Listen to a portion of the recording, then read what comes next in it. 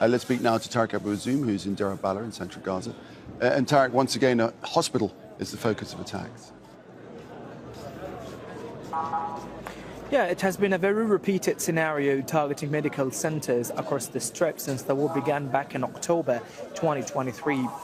We have been observing such attacks and atrocities being committed in areas that are supposed to be places for relief and treatment, but right now it turned to be a graveyard for people who have been taking refuge in these areas, and even for wounded people who are no longer can feel safe inside these walls of battered hospitals. Kamal Adwan Hospital this morning has come under very heavy attacks. Until now, also, Israeli helicopters continue to open its fires against the courtyard of that medical facility. Earlier, the Israeli military troops have surrounded the hospital and have called Dr. Hussam Abu Safiya to start evacuating wounded people and injured and also internally displaced families. And Dr. Hussam Abu Safiya has reiterated that the only medical team that was responsible for providing and performing surgeries in the hospital was the Indonesian medical delegation, and this delegation was the first to be evacuated from the medical compound to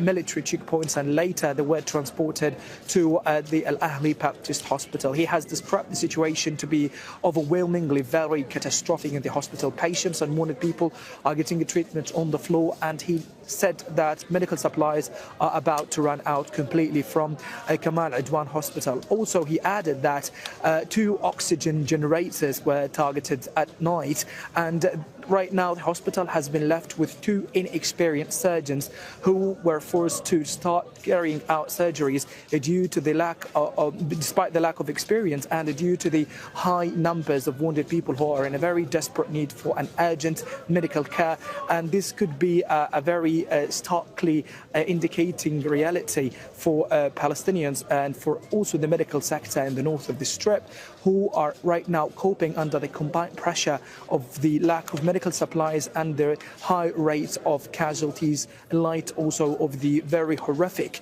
security conditions unfolding them. Till now, Dr. Hussam Abu Safiya has been calling the international community and medical organization to act and to stop what's happening in the north of the Strip, but Israeli military is still upscaling attacks and looking forward to emptying the northern part of Gaza from all sorts of medical care that could be possibly given for civilians who are still trapped there in that very battered and petrified part of the territory. Right, and all this is going on as airstrikes targeting other areas across the Strip. Yes, that's right. Airstrikes continue to pummel residential buildings in the north of the Strip, in particular in Beit Lahia. But in the past hour, we have recorded a series of airstrikes took place in Gaza City. One has targeted a residential building in a Sabra neighborhood, which is located in the southern part of Gaza City. A number of casualties have been transported to Al Ahli Baptist Hospital to be treated, and another residential building also in Beit Lahia town was targeted. The idea is that, or the context here is that those civilians who have been fleeing from Jabalia and Beit Lahia and heading to Gaza City also came under relentless attacks. And we can also safe to say that the situation for those families in light of these ongoing strikes is escalating rapidly. They are feeling that no place in Gaza is safe, and even for those who are in the central area, they continue to be overwhelmed with strikes and artillery bombardment that we continue to be hearing since the early hours of this morning in the eastern areas of Deir al-Balah. This city is housing hundreds of thousands of Palestinian families who are being targeted in evacuation centers and roads, homes, and even in hospitals.